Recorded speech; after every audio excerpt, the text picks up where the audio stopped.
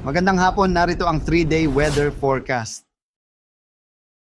Base sa ating TC threat potential, meron din tayong low to moderate na likelihood ng weather disturbance formation dito sa may silangan ng Visayas, Mindanao area mula July 20 hanggang July 26. Ang nakita po natin is likely na ito ay kikilos pa northwestward o hilagang kanluran at posible po itong tumawid dito sa may northern portion ng Luzon. And by July 27 naman, to August 2 or yung sa week 2 natin, nakita po natin na patuloy nga nitong tatawirin itong Northern Luzon area patungo naman dito sa may kanluran ng extreme Northern Luzon. Bukod din po dito, meron pa tayong isang namamataan na possible po na formation ng weather disturbance outside ng Philippine Area of Responsibility, ngunit within po sa ating monitoring domain. And nakita po natin kung magpapatuloy po yung ganitong scenario natin, itong weather disturbance na labeled na 1, is possible po na itong weather disturbance na ito and yung posibleng i-enhance nito na habagat yung magdudulot po ng mga pag-ulan sa mga susunod na araw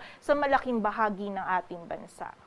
Narito ang ating latest satellite image kung saan yung minomonitor nga nating cloud clusters noong mga nakaraang araw ay naging isa na ngang low pressure area.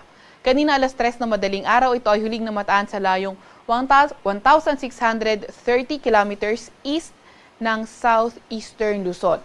Itong low pressure area na ito ay katamtaman ng tsansa na maging isang ganap na bagyo. Ibig sabihin, in the next 24 hours, bababa ang tsansa na maging bagyo, pero beyond 24 hours, increasing na yung kanyang chances.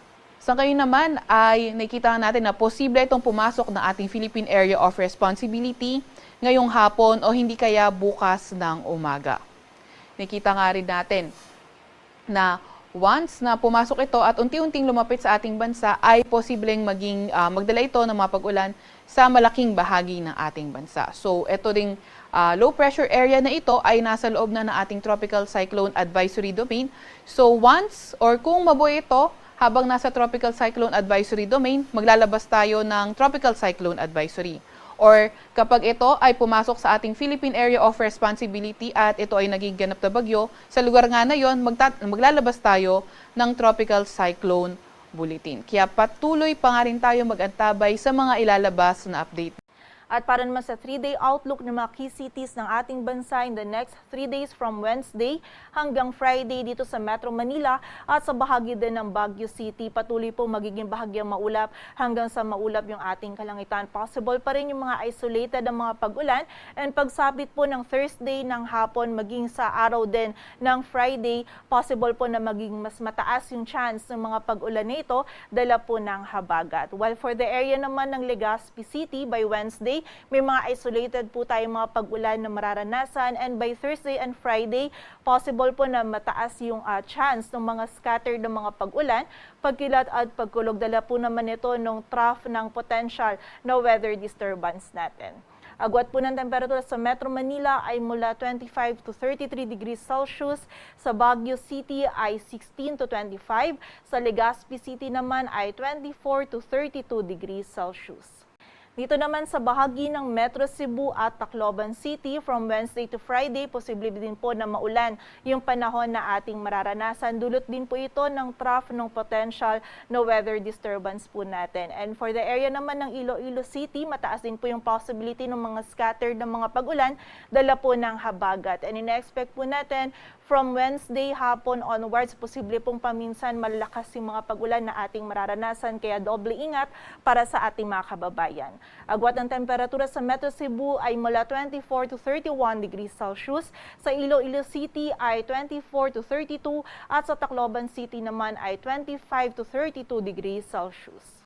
Dito naman sa bahagi ng Metro Davao at Cagayan de Oro City, magiging maulan din po yung ating panahon sa mga susunod na araw. Expect po natin mataas din yung mga scattered na mga pag-ulan, pagkilat at pagulog, posibleng dala rin po ng potential na weather disturbance po natin. And for the area naman ng Zamboanga City, magiging maulan din po yung ating panahon, mataas ang chance ng mga scattered na mga pag-ulan, pagkilat at pagkulog, dala po ito ng habagat. And again, expect po natin from Wednesday ng gabi onwards, possible possible po paminsan hanggang sa malalakas yung pag-ulan na ating mararanasan, lalong-lalo na sa western section ng Mindanao. And dala po ito ng southwest monsoon o habagat. Kaya again, pag-iingat po para sa ating mga kababayan. Agwat ng temperatura sa Metro Davao ay mula 24 to 31 degrees Celsius, sa Cagayan de Oro City ay 24 to 31, sa Zamboanga City naman ay 24 to 31 degrees Celsius.